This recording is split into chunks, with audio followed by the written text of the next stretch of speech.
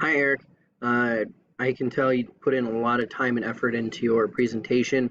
It looks really good. I like how the slides transition from one to the other. They really flow together.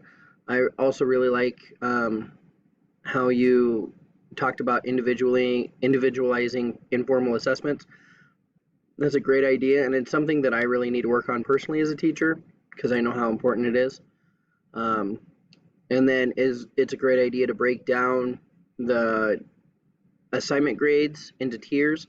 And that's something I've not thought about, but I'm really glad you brought it up because it really is a good idea, and helps it'll help me understand and see where everybody's at comparatively. So those were two really great points that you brought up, and I appreciate the work that you put into this to make it as good as it was.